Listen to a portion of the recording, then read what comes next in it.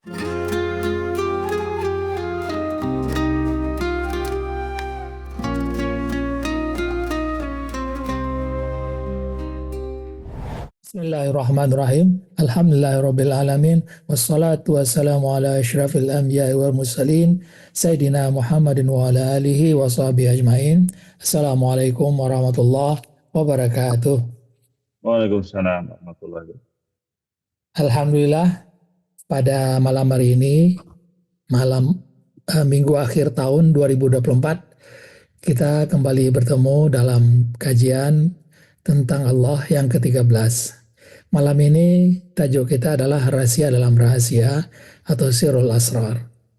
Nanti akan kita lihat bagaimana sirrul asrar ini dalam kerangka tasawuf jalan nabi-nabi. Ketika kita masih buta dan tidak tahu, maka sirrul asrar kita tidak tahu, tidak bisa melihat, kita tidak bisa memahaminya. Maksudnya apa? Kalau kita sebagai seorang manusia hanya melihat kepada ciptaan, kita berada di planet bumi yang menjadi anggota dari matahari. Matahari bagian dari galaksi-galaksi lainnya, ya, dan juga sampai nanti kepada observable universe, ya. Nah, ini sudah kita pahami, sudah kita lihat. Ini adalah bentuk sains, ya, ciptaan menurut sains. Dan kita pun tidak tahu, ya, di mana batas dari alam semesta ini. Ini yang keterbatasan sains di dalam melihat ciptaan ini. Nah, kalau hanya kita terbatas kepada alam semesta yang bisa dilihat ini, maka bagaimana kita akan bisa melihat dan atau mengenal Allah? Maksud mengenal Allah itu apa? Kita mengenal ayat-ayat Allah ini sehingga kita paham bagaimana dia tiada permulaan, bagaimana dia tiada akhir, bagaimana dia maha suci, esa, maha besar, maha luas, sampai semuanya, zahir, batin, awal, akhir. Nah, bagaimana kita bisa memahami ayat-ayat ini kalau kita hanya terbatas kepada alam semesta yang bisa kita lihat atau diobservasi saja? Tentu tidak bisa, ya. Maka kalau kita coba-coba memahami ayat-ayat seperti ini, maka banyak orang nanti akan terperosok kepada apa? Kepada lamunannya sendiri. Ya, itu mungkin yang terjadi di beberapa YouTube yang kita dengar. Bagaimana Allah disamakan dengan aku? Bagaimana saya akan menyembah Allah? Bagaimana saya akan mengingat Allah? Karena saya tidak mengenalnya. Ya, bagaimana saya akan mengingat Allah? Karena saya belum bersumpah dengan Dia. Maka ada yang mengatakan bahwa sholat itu bukan untuk mengingat Allah, tapi untuk mengingat aku. Kalau sudah bertemu aku, maka nanti insya Allah akan bertemu dengan aku. Kata mereka seperti itu. Kenapa? Karena aku, di dalam aku ada Allah. Nah, seperti itulah yang banyak kita dengar sekarang. Karena orang tidak mempunyai ilmu tentang bagaimana mengenal Allah ini yang sebenarnya. Ya, kalau kita tidak kenal dengan Allah seperti ini, kita tidak bisa mukasyafah, terbuka tabir, terbuka tirai yang menutupi segala sesuatu tentang Allah, maka bagaimana kita akan bisa mengingat Dia atau zikrullah? Apanya yang mau diingat? Ini yang sering muncul di dalam kajian-kajian umum. Kalau tidak bisa mengenal Dia, bagaimana kita akan musyahadah? Apanya yang kita lihat? Ya, kalau tidak bisa mengingat, tidak bisa musyahadah atau disebut juga dengan ihsan, ya, bagaimana kita akan menemuinya dalam beribadah? Bagaimana kita akan beribadah kepadanya dengan tidak mensyirikannya dengan sebarang ciptaan? Ya, bagaimana ini? Ini yang menjadi problem. Ya, itu yang pertama. Kalau kita juga hanya berbicara tentang ciptaan, ya, maka bagaimana kita akan bisa, pertama, bagaimana kita akan patuh dan menyerah penuh kepada Dia, menyerah penuh kepada takdirnya. Bagaimana kita akan reda terhadap perbuatannya. Kenapa? Di dalam kehidupan yang kita jalani, ya, tidak lepas dari apa? Dari badai atau badai ombak kehidupan, ujian dan sebagainya. Kita akan dihadapkan dengan apa? Rasa cinta, rasa benci, sayang, marah, baik, buruk, iman, kafir, kaya, miskin, sakit, sehat, hidup, mati, duka, suka, tertawa, menangis, penciptaan dan penghancuran, membunuh dan dibunuh. Sebutlah apa saja, ya, yang terjadi di alam semesta ini, termasuk bencana dan ujian. Bagaimana kita akan bisa di sini akan menjadi orang-orang yang ridho terhadap apa yang kita hadapi ini, ya. Bagaimana kita akan patuh kepada yang apa-apa yang telah ditetapkan oleh Allah Subhanahu wa taala. Nah, ini yang menjadi problematika kita selama ini. Sehingga banyak orang yang terperosok kepada saling menyalahkan saja sebenarnya. Inilah munculnya nanti ajaran-ajaran atau ini apa namanya, cara berpikir, kalau tidak salah nih Bang Bayu ya, ada Jabariyah, ya, ada Qadariyah, ada satu lagi apa, Asy'ariyah kalau tidak salah, ya Bang Bayu. Nah, bagaimana kita akan bisa patuh dan reda terhadap uh, perbuatan dan apa-apa yang telah terjadi di hadapan kita. Nah, ini yang menjadi problem. Kita banyak yang buta. Tapi nanti akan kita lihat dalam rahasia ataupun rahasia di dalam rahasia. Kejadian-kejadian seperti ini adalah wajar saja sebenarnya. Ya. Nah, begitu juga kalaupun kita sudah mengenal ciptaan ini menurut agama Islam, bahwa di samping ada langit dan bumi ini ada juga yang disebut dengan ada kursi Allah, ada langit, tujuh lapis langit, ada juga di atasnya lagi ada Sidratul Muntaha, ada lapisan air, ada Arash, ada tirai nur. Wah, walaupun kita sudah memahami ini, ya, kita tahu, kita paling tidak bisa kita bayang-bayangkan lah gitu ya. Tetapi tetap dia tidak akan bisa menjawab pertanyaan-pertanyaan besar kita tadi. Apa? Bagaimana kita akan mengenal Dia yang awal, Dia yang akhir, Dia yang zahir, Dia yang batin? Bagaimana kita akan bisa mengetahuinya? Ya, bagaimana kita bisa mengetahui bahwa segala sesuatu ini milik siapa? Nah, ini yang dua permasalahan. Pertama adalah kewujudan dan yang kedua adalah kepemilikan. Maka kalau tidak paham ini, maka kita akan muncul dengan apa? Ini milik saya, ini saya, ini milik saya, ini saya, ini milik saya, ini milik saya, ini milik saya. Nah, semua orang akan berkata seperti itu. Nah, inilah yang menjadi problem sebenarnya. Itu dalam pengakuan kewujudan dan kepemilikan. Nah, begitu juga kalau kita hanya terpaku dengan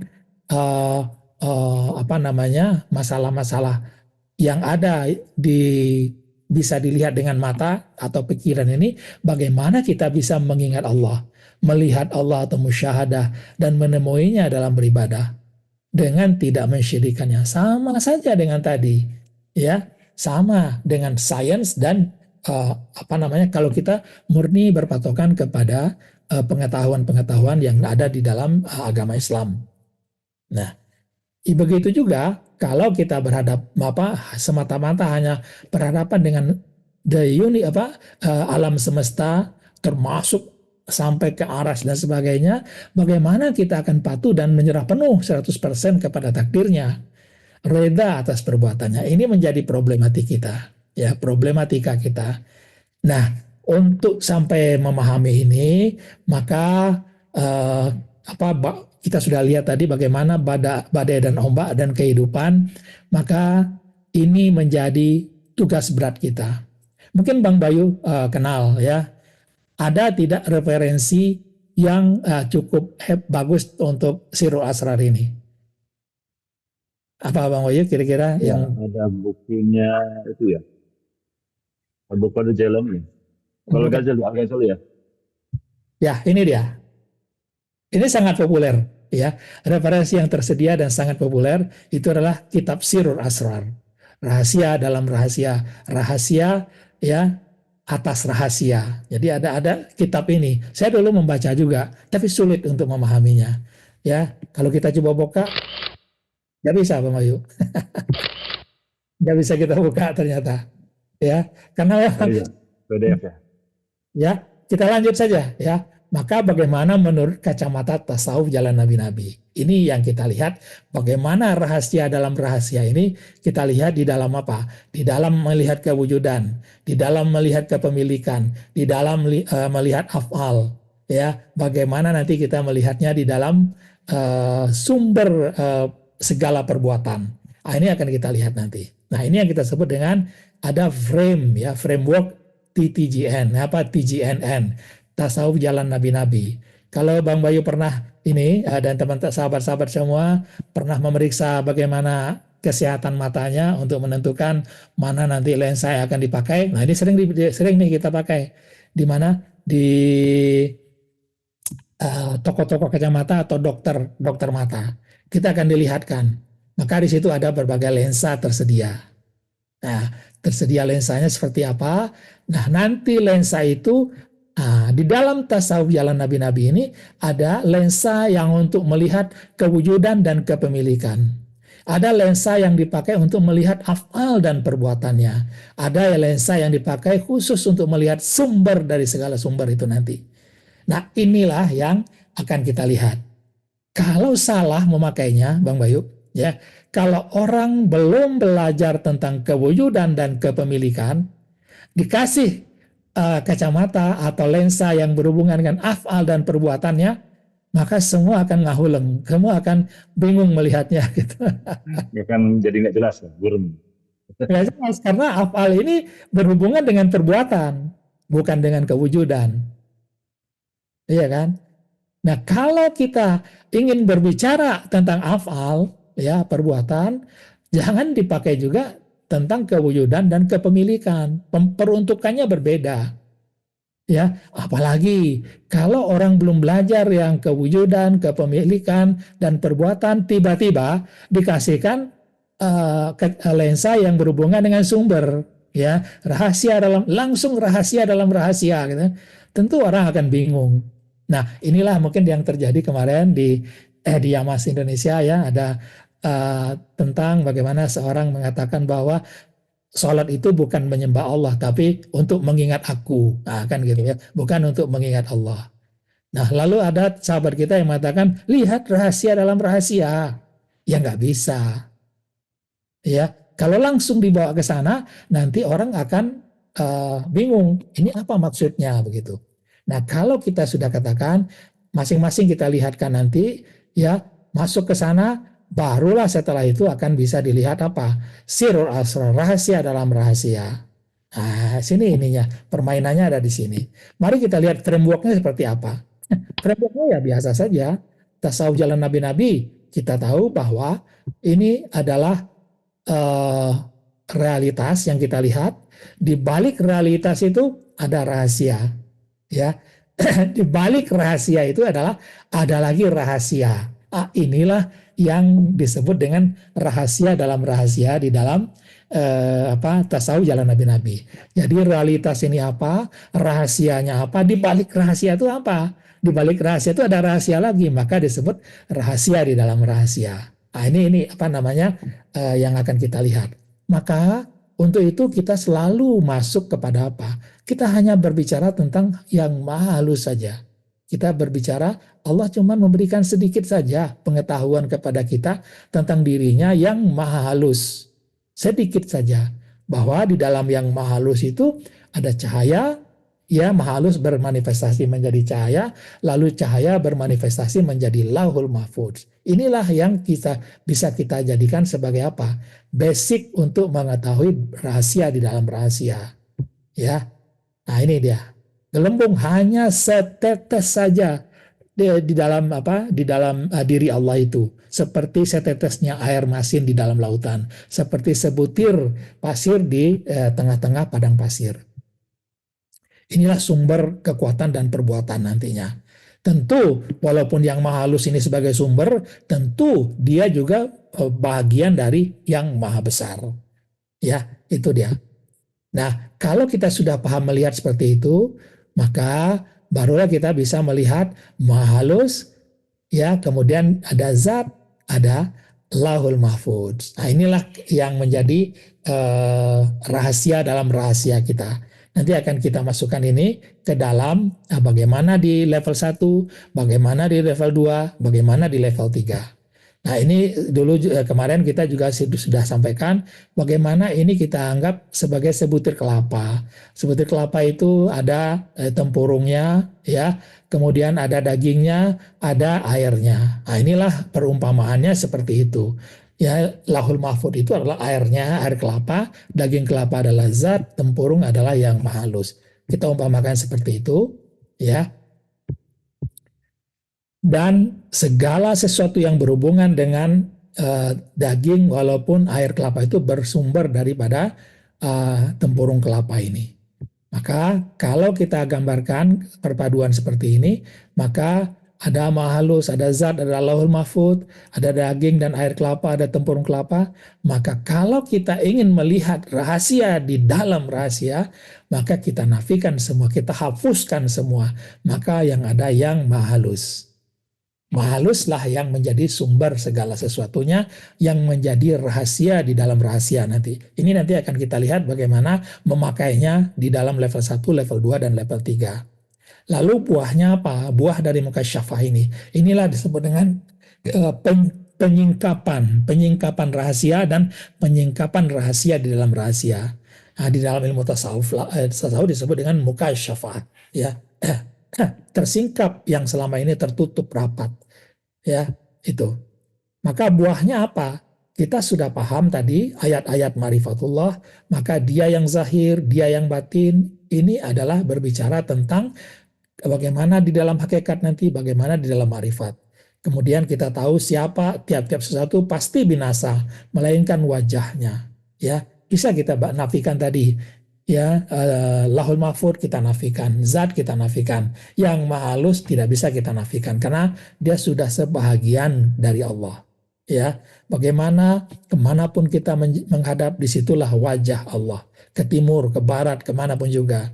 Kalau kita berada di dalam Ka'bah, kita kemanapun menghadap, disitulah ada wajah Allah. Kita sholat bukan menyembah Ka'bah, bukan. Ya, kita adalah menyembah Allah, mengingat Allah. Ya, maka setelah itu baru maha halus ada. Maha halus inilah yang membawa kita kepada apa? Kepada pemahaman nanti bagaimana adanya yang maha besar. Ya, maha besar dan maha halus ini adalah Allah sendiri. Ya, maha halus, ya, nggak bisa, kalau kita melihat maha halus tidak bisa dikatakan itu adalah Allah. Ya, kalau kita melihat maha besar saja tidak bisa dikatakan Allah. Maha besar, maha halus, dua-duanya sekaligus barulah Allah. Tetapi ayat-ayat marifatullah bisa mengatakan aku yang zahir, aku yang batin. Nah, itu bagaimana dalam pandangan maha halus nanti. Ya, maha halus ini adalah ma'rifat kita yang sebenarnya. Ya. Nah, kalau kita sudah melihat kewujudan tadi, maka barulah kita bisa melihat dengan kacamata ma'rifatullah tadi, ya, tasawuf jalan nabi-nabi, kita akan melihat rahasia dalam rahasia. Nah, bagaimana caranya? Nah, sederhana melihatnya. Semua ciptaan tadi, ya, yang kita kira nih, kalau dalam di dalam pikiran kita dulu, Bang Bayu, Ini ada batasnya nggak, Bang Bayu? Ya ada bang. Nggak ada batasnya dulu kan, nggak tahu kita batasnya kan gitu. Betul nggak? Oh ya ya. Nah, kita dulu, waduh pokoknya maha tinggi, tembus maha tinggi sampai tak terbatas. Kan tak terbatas ininya semua. Ya nggak tahu kita. Nggak tahu Tet- ujungnya di mana. akhirnya di mana kan nggak tahu. Ya, tetapi dengan ilmu ma'rifatullah yang disampaikan oleh guru kita, Ustadz Husain bin Abdul Latif, gampang. Ini sebenarnya hanya halus saja. Halus artinya halus itu kecil. Kalau kita sudah bisa jadikan kecil, maka barulah kita bisa melihatnya di dalam kerangka kacamata kewujudan dan kepemilikan. Mari kita lihat. Ini adalah Lahul Mahfudz yang besar menurut kita tadi, ini hanyalah kecil saja, ya, yang kecil saja. Itu adalah rahasianya apa? Kita lihat kewujudan dan kepemilikannya. Rahasia, rahasia di dalam rahasia. Nah, bagaimana rahasia dalam rahasia kita sudah tahu tadi bahwa sifat ciptaan adalah sifat, kemudian hakikatnya adalah zat, ya. Kalau zat ini adalah penzahiran cahaya dari yang maha halus, ya. Cahaya pun kita tidak tahu seperti apa. Karena kalau terpandang kepada cahaya ini, kita akan terbakar hangus dengan cahaya tersebut. Ya, lalu apa? Rahasia dalam rahasianya apa? Marifat yang maha halus.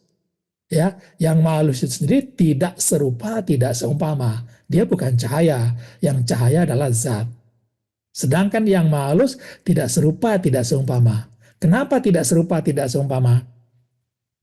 Ya, karena dia bagian yang halus dari Allah yang maha besar. Kan begitu. Sudah bagian dari Allah sendiri. Kita tidak tahu seperti apa, nggak tahu. Kita hanya bisa mengajarkan ini, apa memberitahu yang maha halus ini, karena kita harus mengajarkannya. Iya kan? Kalau nggak ada yang maha halus, kita nggak tahu yang maha besar seperti apa.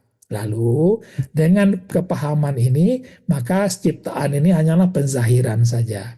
Penzahiran dari apa? Penzahiran dari zat. Kalau kita melihatnya nanti sebagai hakikat, pandangan hakikat. Atau penzahiran yang maha halus kalau kita lihat sebagai pandangan marifat. Ya. Nah ini, kalau sudah seperti ini, barulah kita bisa melihat dan mengenal bagaimana dia yang awal, bagaimana dia yang akhir, bagaimana dia yang suci, yang zahir dan batin.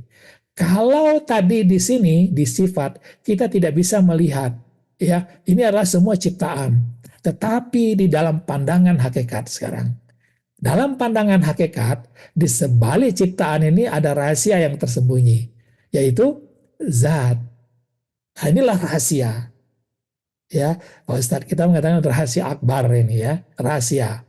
Kenapa rahasia? Maka dengan hanya sampai di hakikat saja kita sudah mengenal nih Bang Bayu, bagaimana yang dia yang zahir, Allah yang batin, Allah yang awal, ada yang akhir. Yang apa? Yang zahir ya sifat ini, yang batinnya siapa? Ya zat. Kan begitu. Ya, zat inilah yang menzahirkan ini. Zat inilah yang mengawali ciptaan ini.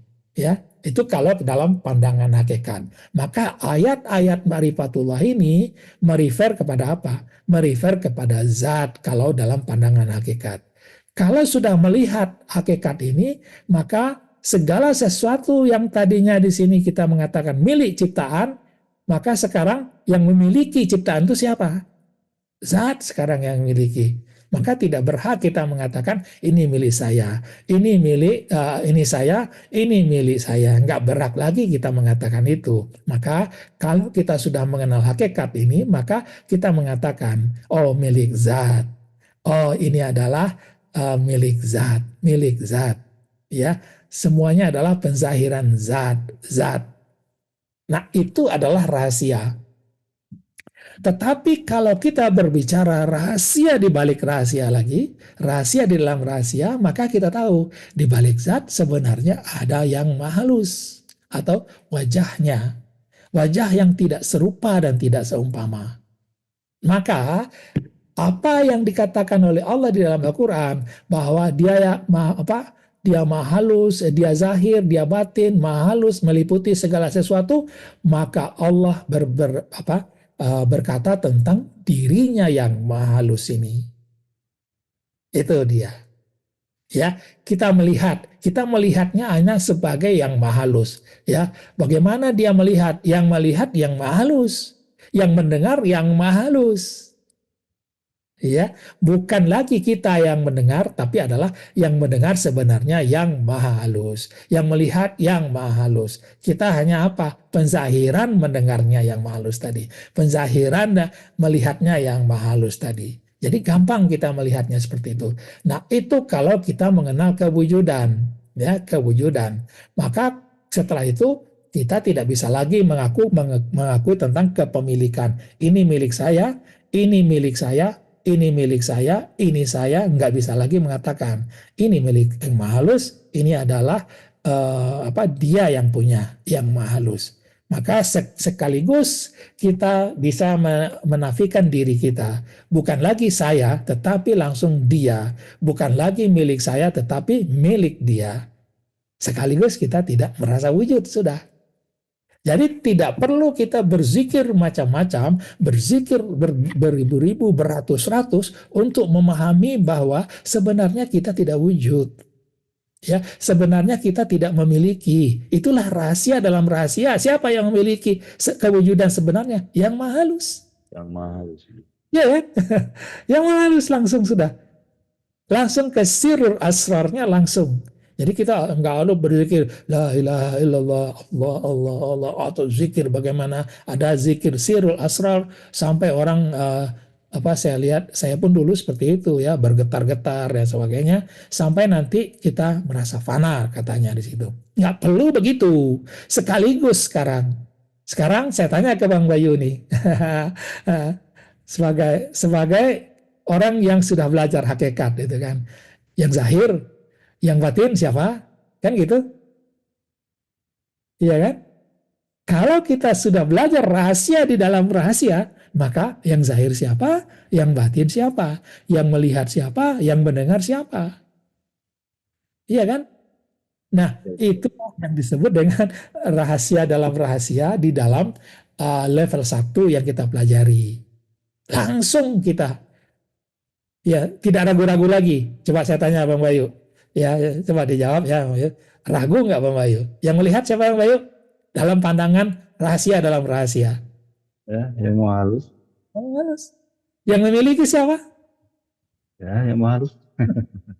Ragu nggak? Enggak. Nggak ragu lagi, nggak mikir-mikir lagi kita gitu kan. Itulah yang disebut dengan orang yang sudah mukasyafah tentang kewujudan dan kepemilikan. Ya, lalu kita masuk kepada yang berikutnya. Ya, kalau kita sudah paham tadi, ya mengenal dia mukasyafah terhadap dia, kita tidak ragu-ragu lagi. Bagaimana kita mengingat dia? Apanya yang kita ingat? Ya kan? Kewujudannya yang kita ingat. Ya, kita ingat namanya langsung ingat wujudnya. Seperti apa wujudnya? Tidak ada rupa, tidak ada umpama. Selesai sudah. Maka kita ingat Allah. Gak ada rupa, gak ada umpama. Selesai. Gak rumit, gak repot. Ya, nah setelah bisa mengingat, nanti kita musyahadah. Kalau kita musyahadah, yang kita lihat seperti apa? Ada rupa nggak? Ada umpama nggak? Ya, kalau kita nggak ada juga sama. Ya, yang kita ingat nggak ada rupa, nggak ada umpama. Yang kita lihat juga tidak ada rupa dan tidak ada umpama. Itu sudah yang namanya sinkron tuh. Yang diingat, yang dilihat sinkron sudah. Nggak menimbulkan lagi perdebatan di dalam minda kita. Ya, kalau sudah seperti itu, barulah kita bisa beribadah. Ya, mau menghadap boleh, mau mengingat boleh. Kalau mengingat disebut dengan zikrullah. Kalau menghadap disebut dengan ihsan. Gitu. Dua-duanya sama sudah. Ya, yang dihadapi juga tidak ada rupa, tidak ada umpama. Yang diingat juga tidak ada rupa, tidak ada umpama. Sama sudah. Ya, nggak ada lagi rupa dan umpama, Bapak Bayu.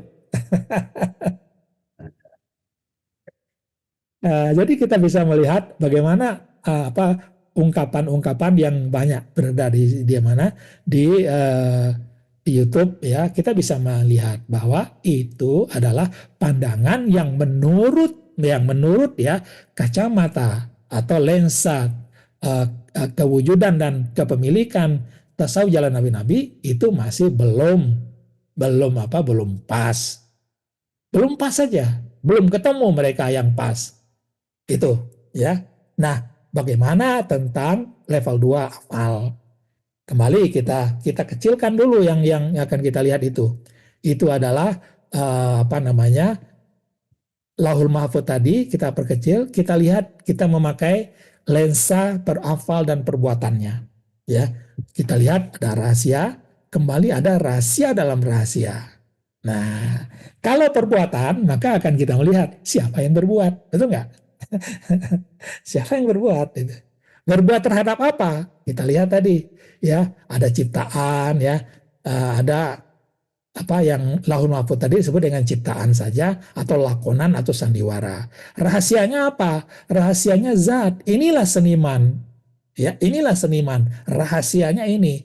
Rahasianya adalah cahaya. Cahaya yang sedang dipermainkan. Dipermainkan oleh siapa? Dipermainkan oleh sutradara. Yang mahalus lah yang mempermainkan zatnya. Nah, ini ya, ini adalah rahasia dalam rahasia. Tetap yang dia tidak serupa, tidak ada umpama ya, rahasia dalam rahasia ini. Maka disinilah muncul adanya konsep pintu depan, pintu belakang. Bagaimana kita melihat dalam ketika masuk pintu depan, melihat ke pintu belakang, ya bagaimana nanti melihatnya. Nah, maka begitu atau juga tadi ya, ini kalau dalam perfilman ada sutradara, ada seniman. Kalau dalam perwayangan ini lebih ini lagi, lebih apa ya, lebih clear gitu ya, lebih jelas. Ya, halus itu adalah dalangnya, zat adalah atau apa wayang kulit adalah zat umpama. Maka lakonannya adalah yang terzahir di layar. Ya, apa lakonannya? Kita lihat di sini. Ada rasa cinta, benci, sayang, marah, pembunuh-bunuhan, hidup, mati, semuanya di sini. Ya, itu kalau kita lihat di dalam kacamata afal ini, maka kita lihat.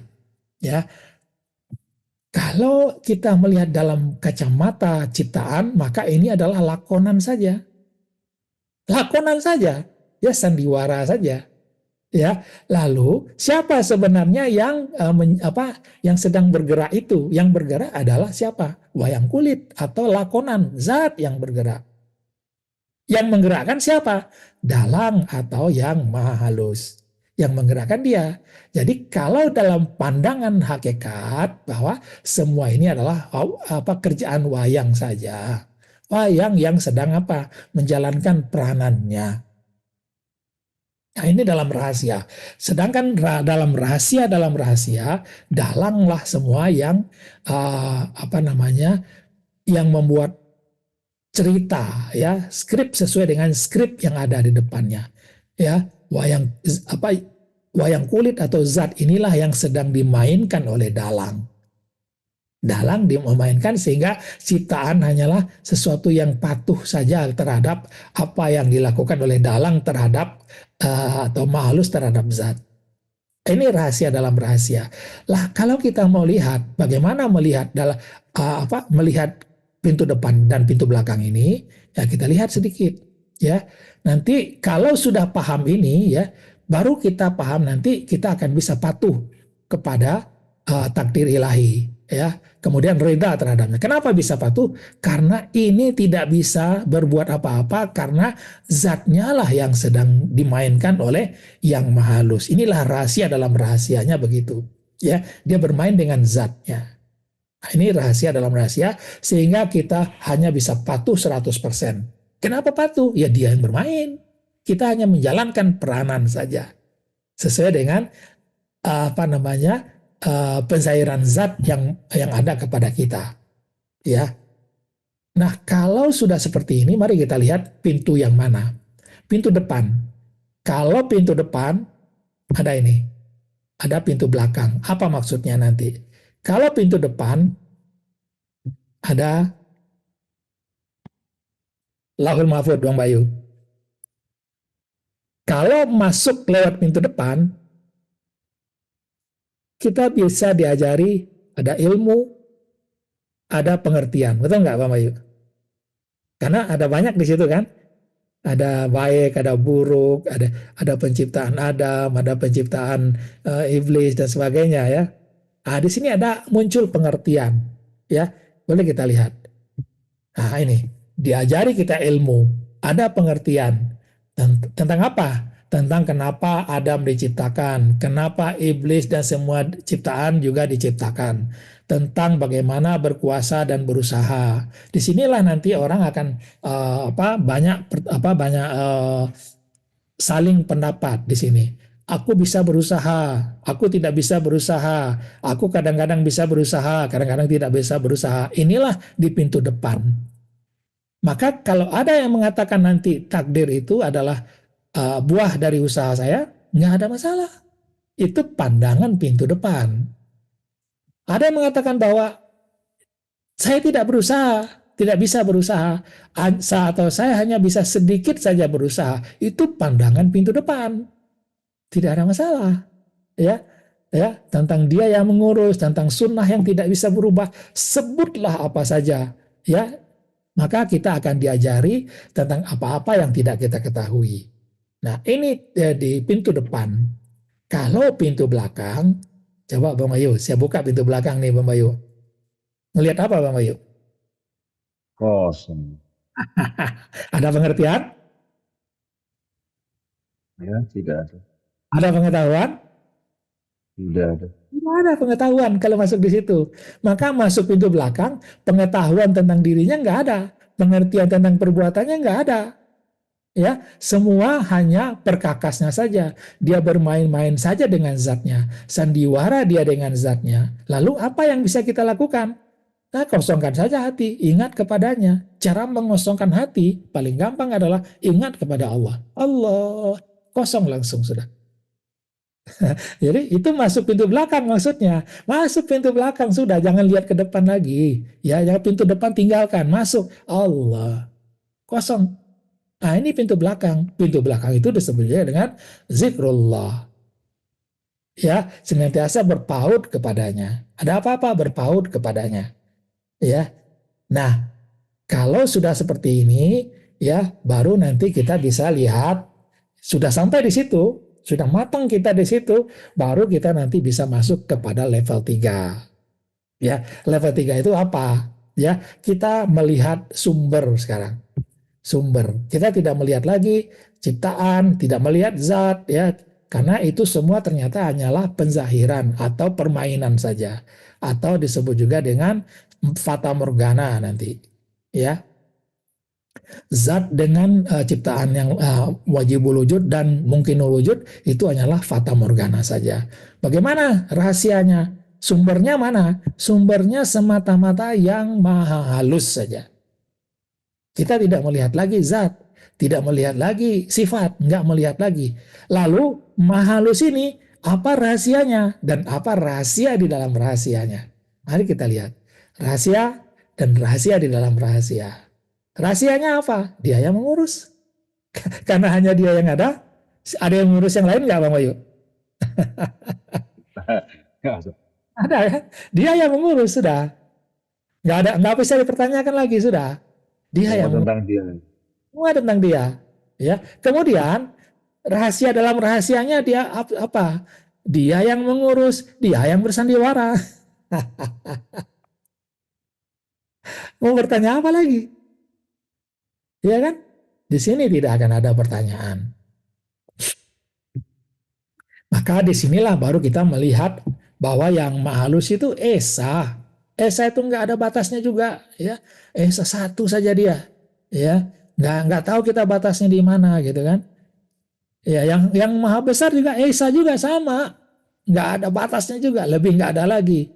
Apalagi Allah nggak bisa kita bayangkan seperti apa.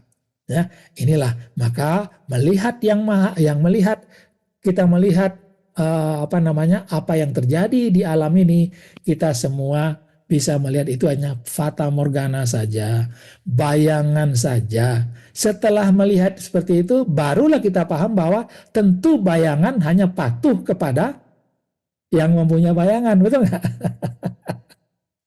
nggak mungkin ya. Ini apa namanya, yang mempunyai bayangan, bayangannya kemana, dia kemana, nggak mungkin ya. Yang bayangan itu hanyalah bayangan dari yang maha halus saja yang sedang bersandiwara. Ya, jalan cerita, kita hanya melihat jalan cerita. Pengurusannya itu berupa dalam ya, apa jalan ceritanya. Maka ada jalan cerita seperti kisah Nabi Adam, kisah Nabi Nuh, kisah Nabi Ibrahim. Itu jalan cerita semua. Kalau kita dia yang mengurus cerita itu, dia yang menjalankannya. Artinya apa? Kalau kita melihat dalam film, dia sutradaranya, dia pemainnya gitu. Dia juga ya yang terbayang itu adalah bayangan dia sendiri, tapi bayangan yang halus, berbeda dengan pandangan wahdatul wujud ataupun pandangan Nur Muhammad. Wahdatul wujud bayangannya adalah bayangan Allah itu sendiri, ya, itu bedanya. Nah, kalau sudah paham seperti ini, barulah kita bisa melihat apa bahwa orang yang mengenal dirinya dan mengenal Tuhannya, niscaya pasti ia mengenal bahwa ia tidak mempunyai wujud bagi dirinya. Bagaimana mewujud? Kita hanya fata morgana. Bagaimana mewujud? Ya, kita hanya bayangan. Akibat apa? Akibat Allah mengurus dirinya sendiri dan bersandiwara dengan dirinya. Bagaimana mewujud kita? Ya. Nah, barulah kalau sudah seperti itu, kita baru bisa melihat bahwa untuk kita tingkatkan lagi nanti, bukan sekarang ya. Yang mahalus hanya 1% saja. Ini kan ada yang mahalus. Ini hanya sedikit saja dibandingkan dengan yang hitam ini, ya. Mungkin 0,1%. 90%-nya apa? Itu adalah yang maha besar, ya. Dengan mahalus inilah kita bisa mengetahui bahwa ada yang maha besar ini, ya. Kemudian maha besar dengan yang maha halus 99,9 dengan 0,1%, itulah Allah Subhanahu wa taala. Nah, baru dengan kita membicarakan hanya maha halus, baru kita bisa membicarakan segala sesuatu tentang Allah. Di mana kita melihatnya? Tentu di dalam Al-Qur'an saja sudah. Ya. Nah, Ustadz Hussein pernah mengatakan kepada kita bahwa kalau kita ingin belajar lebih lanjut, maka level 3 ini fokus kepada yang maha halus, tapi menyentuh sedikit kepada yang maha besar dan Allah.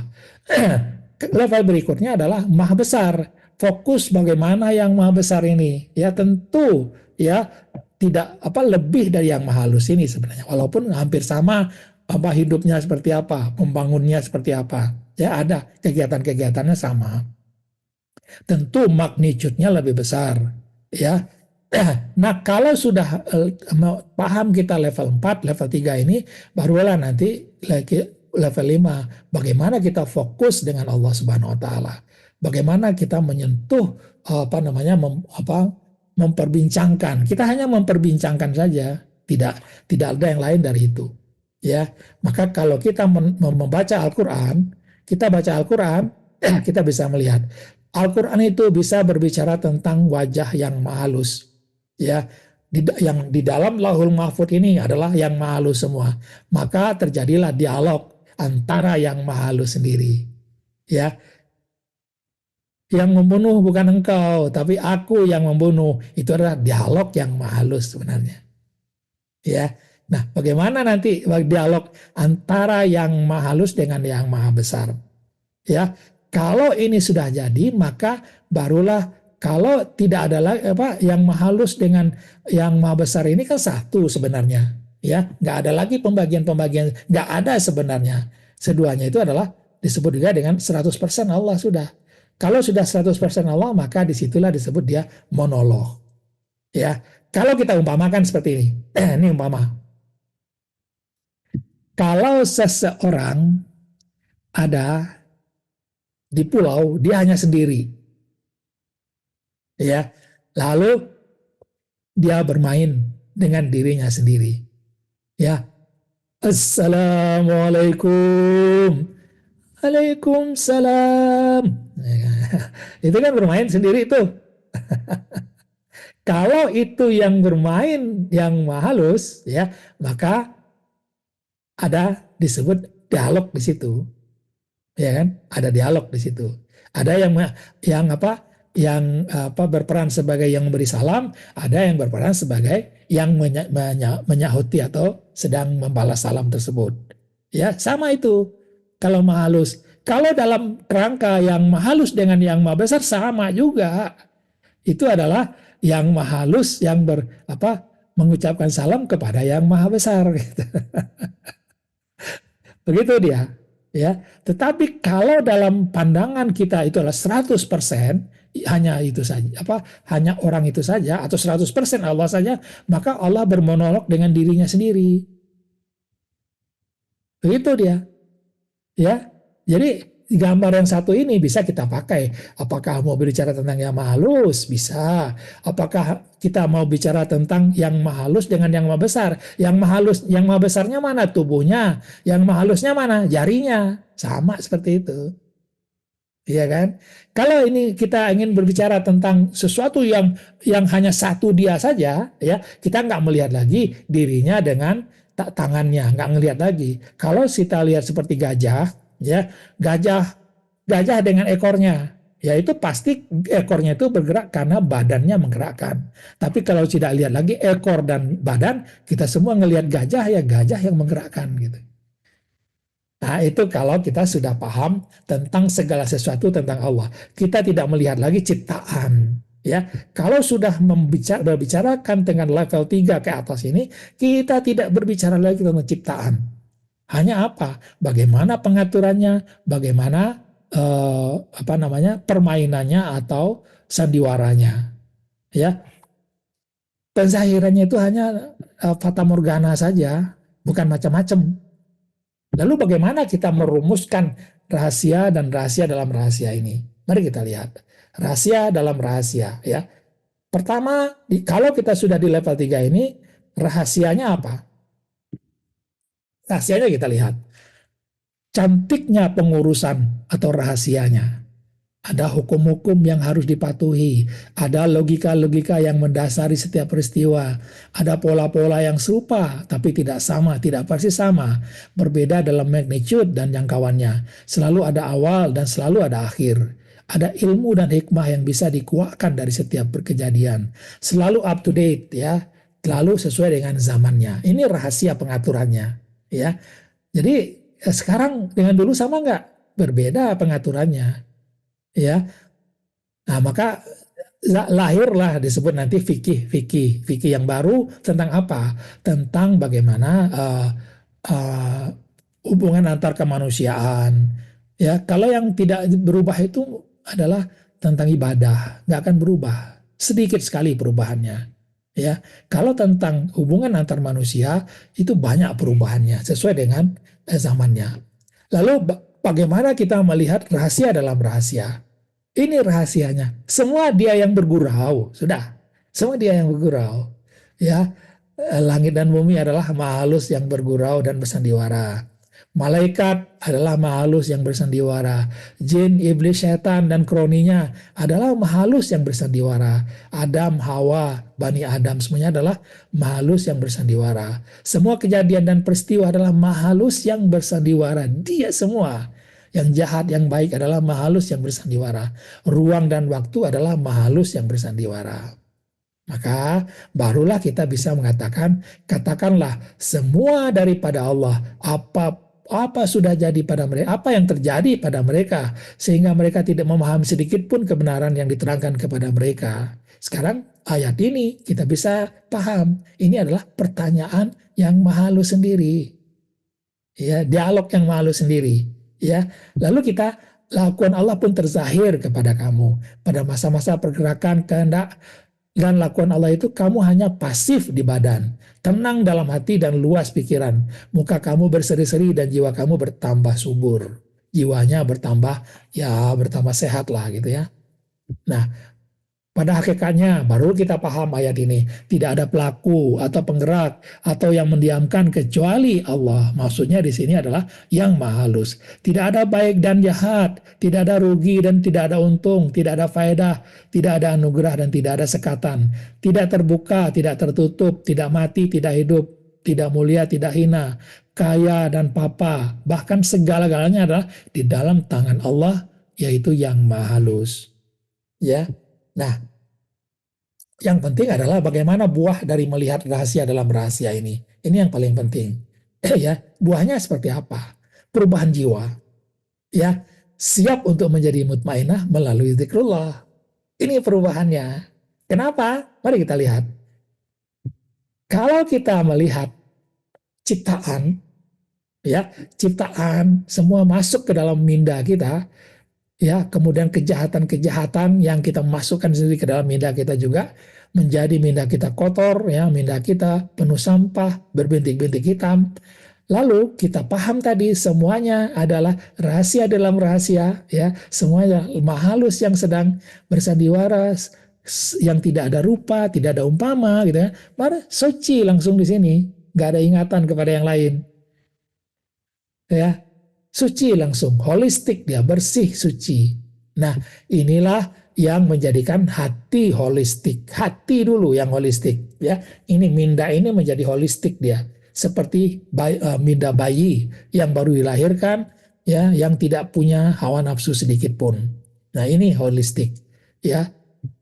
Kejadiannya adalah dada yang tadinya sempit, ya, nafas terengah-engah, badan tegang, berubah dengan apa? Berubah dengan kayak roh yang sekarang. Tadinya minda, sekarang roh yang tentram juga.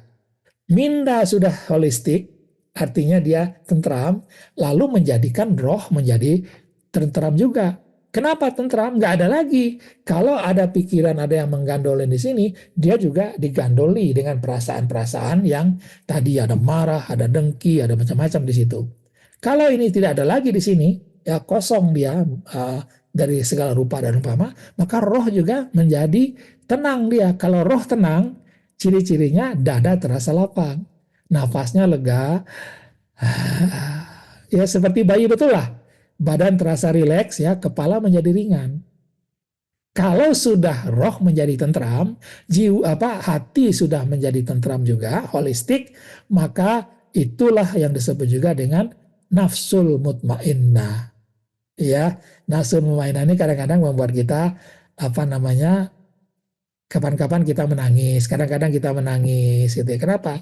Kita sudah melihat, ya, kita melihat yang selama ini tidak kita lihat, ya. Apa? Kita melihat kebenaran, ya, kebenaran yang sudah kita ketahui. Inilah yang membuat orang-orang ahli sufi sering menangis sendiri. Ya, kenapa?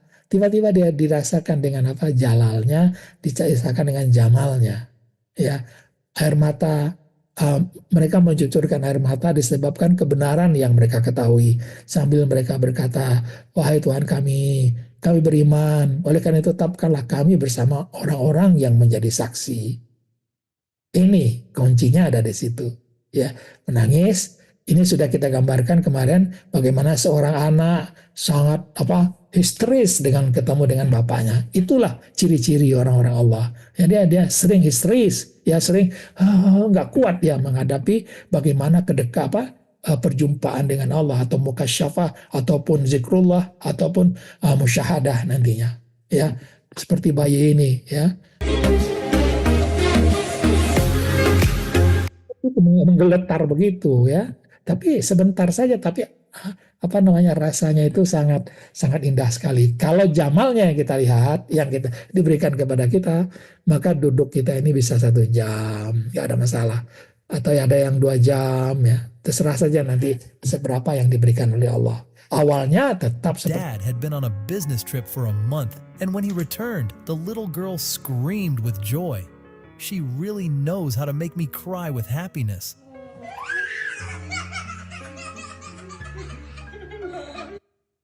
itu awal-awalnya.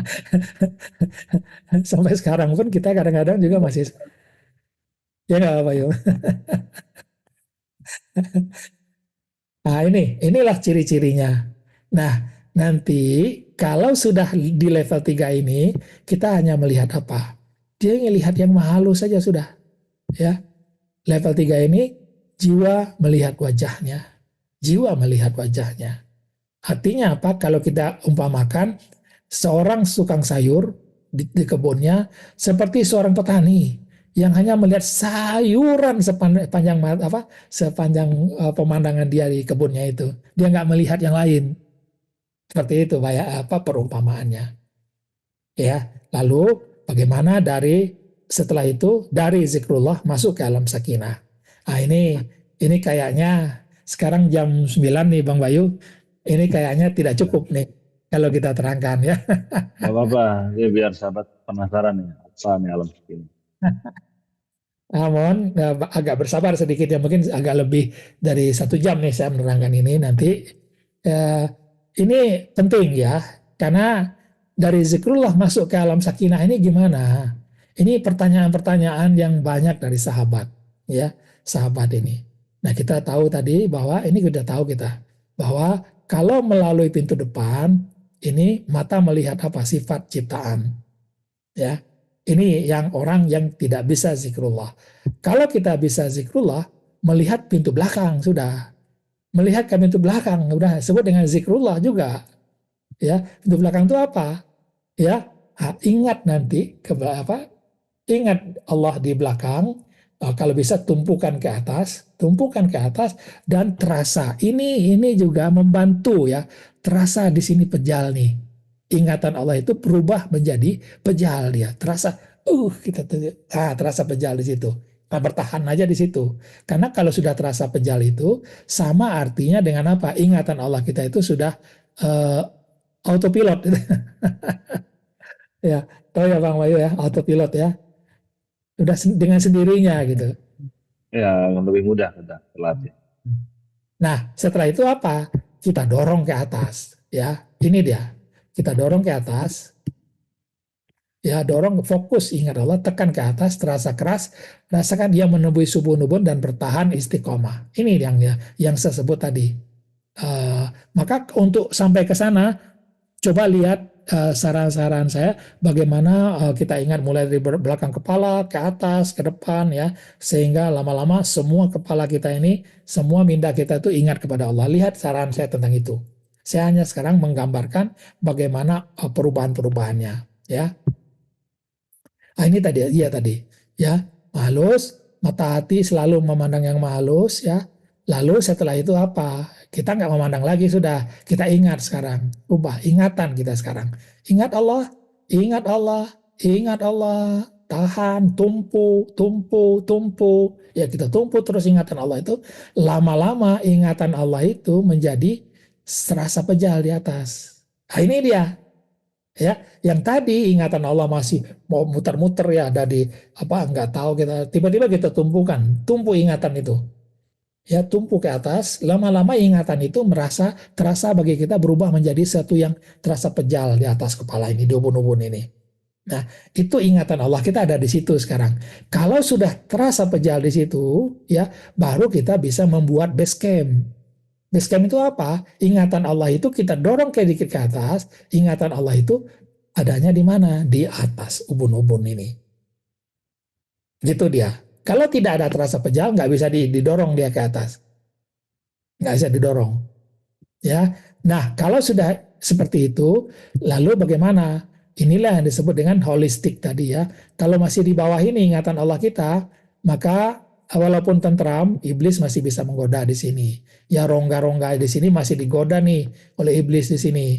Seringkali masih diganggu. Kalau diganggu, kita udah tahu caranya. Gimana caranya supaya tidak diganggu? Ingat Allah kembali, diganggu lagi, ingat Allah kembali, bolak-balik begitu aja, nggak ada masalah. Ya, nah kalau kita lihat setelah base camp kita itu kita latih terus, seperti kita naik pegunungan, sebelum sampai di puncak kita lihat dulu cuaca di atas ya, kita ini kemudian tidak ditutup oleh oleh awan ya, tidak hujan di atas itu, enggak hujan. Pokoknya suasana di atas itu sudah nyaman gitu kan, sudah nyaman, barulah nanti ingat Allah itu dia akan berubah menjadi alam sakinah. Alam sakinah ya, berubah dia menjadi alam sakinah di situ. Ya, berubah menjadi alam sakinah.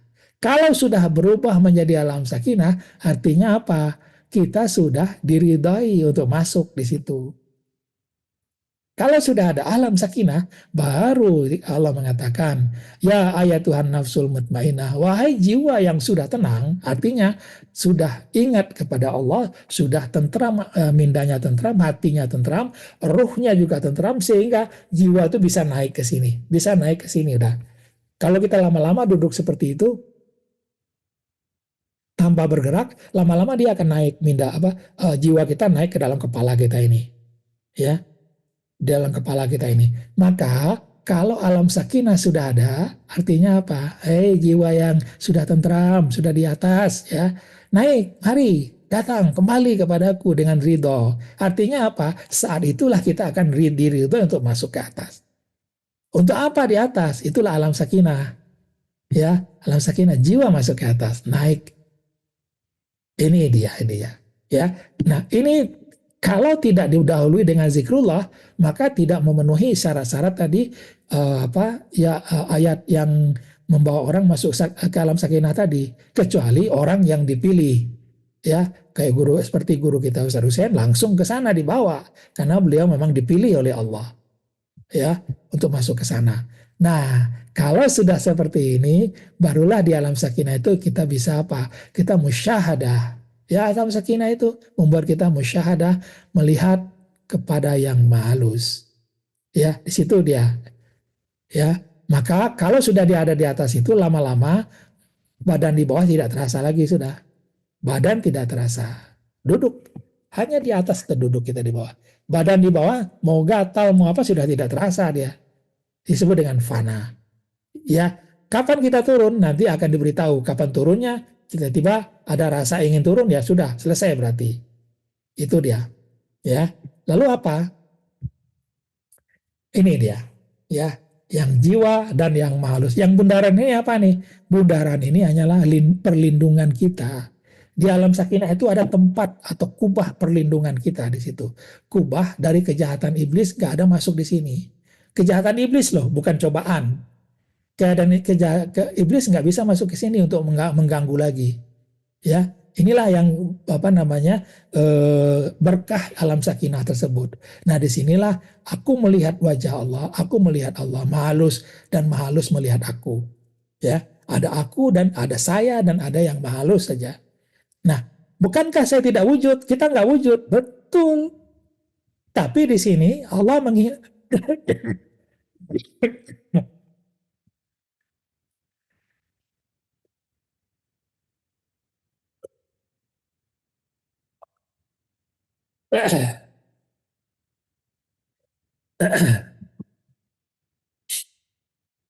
Allahumma sholli ala Muhammad.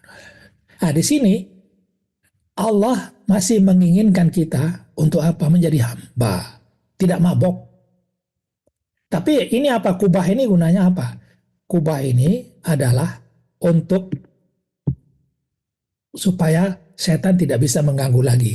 Disinilah ayat Al-Quran yang mengatakan bahwa sesungguhnya setan tidak mempunyai sebarang pengaruh terhadap orang-orang yang beriman dan yang berserah bulat-bulat kepada Tuhan mereka. Inilah alam sakinah.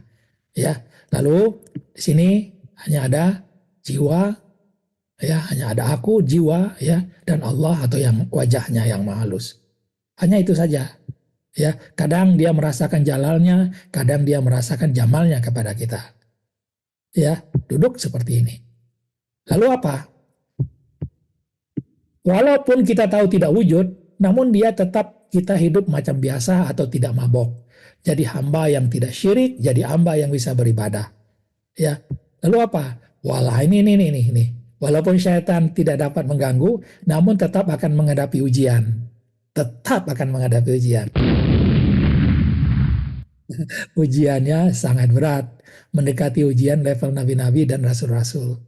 Berat ujiannya. Tetapi walaupun berat, kita sudah dibekali dengan bagaimana melihat ujian tersebut dengan lensa LDR. Lensa rahasia dalam rahasia.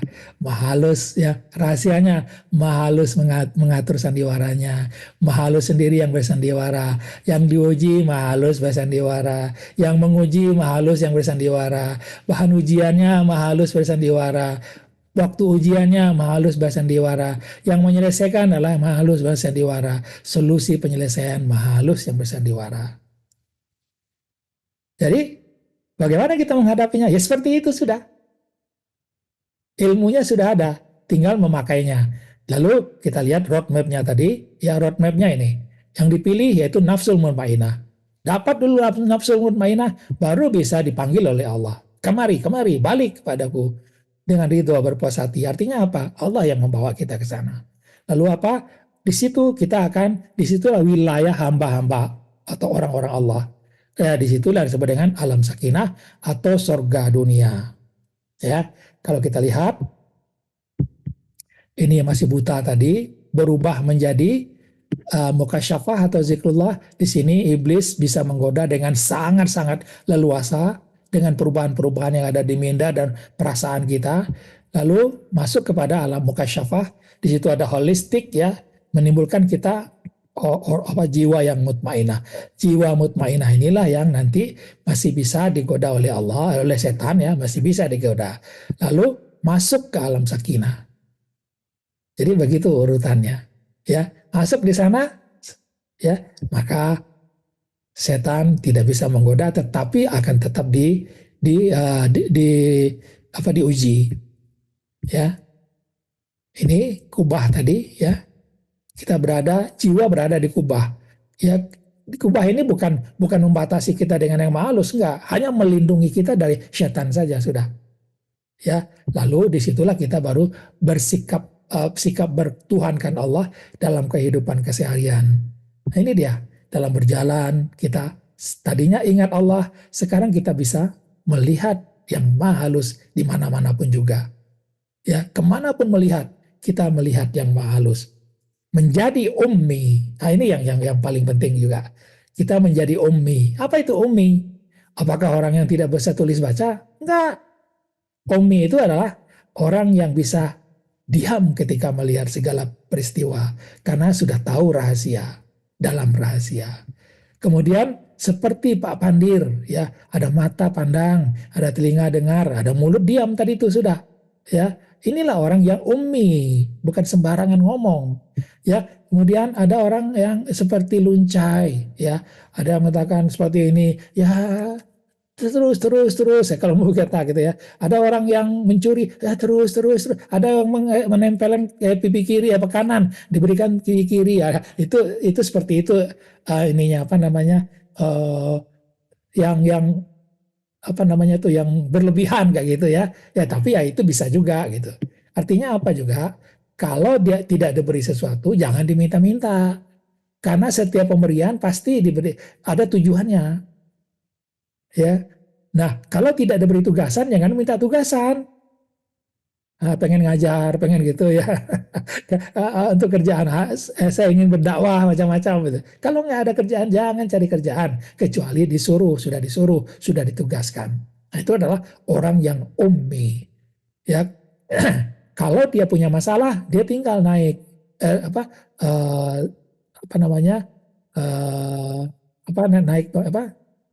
naik serah tunggu itu NST ya Bang Boy ya, NST. Iya.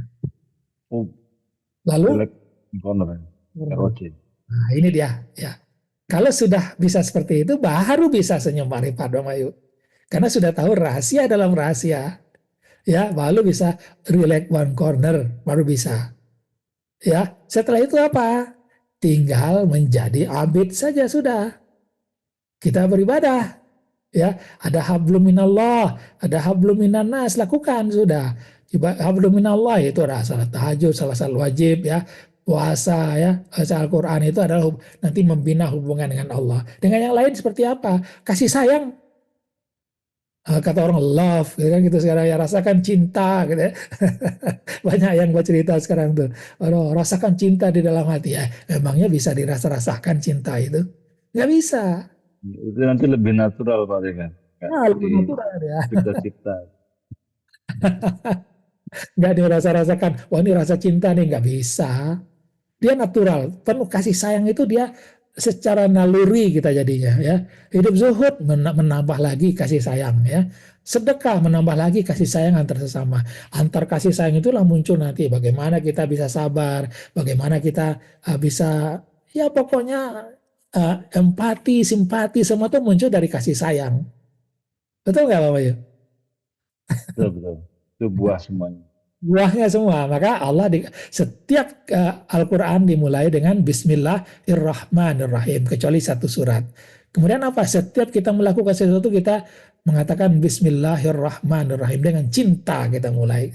Nah ini kalau banyak orang katakan cinta, cinta, cinta, love, curahkan love, cintamu kepada yang lain ya, tanpa tanpa cinta yang tanpa batas gitu. Itu semua ini angan-angan saja gitu. Nah, sebenar takut kepada Allah inilah yang akan menghalangi kita berbuat jahat di dalam hubungan sesama manusia. Ya. Lalu NSC, ROC ya sama saja sudah apa-apa. Kalau NST atau berdoa itu adalah saat kita bermasalah berat. Kalau nggak ada masalah berat, ya biasa saja kita hidup. Ya, hidup macam biasa saja. Kalau masalah berat baru kita ROC, NST, minta tuntunan, diberikan solusi. Ya, kalau tidak ada masalah berat, ya doa kita ya doa ringan-ringan saja. Ya, lalu apa setelah itu? Nah, ini dia. Kita bisa hidup macam orang biasa. Bang Bayu sebagai orang yang bekerja, yang Yasin juga semua jadi orang bekerja ya. Tetapi kelebihannya apa? Orang yang biasa tetapi yang sudah melihat kebenaran. Itu kelebihannya Bang Bayu. Ya, kelebihannya ada di situ. Ya, ya. Nggak mau makan itu kan, nah, saya nggak mau makan kalau nggak Allah yang langsung kan makan itu masuk ke mulut saya, nggak bisa. Macam biasa saja. Orang nggak nyangka gitu, nggak, kita tidak bergaya seperti apa gitu ya, orang yang wali-wali nggak ada, orang biasa saja. Tapi orang biasa yang sudah tahu dan melihat kebenaran. Ya, lalu semuanya kita lakukan, tak lupa kita Iqra. Iqra ini apa? Membuat kita peka. Nah, inilah yang disampaikan oleh Bang Mansur nih, kajian membuat kita peka itu di situ. Itu hasil dari Iqra. Kalau sudah semua ini, maka apa yang terjadi? Selesai. Alhamdulillah selesai. Kita berbicara tentang rahasia dalam rahasia.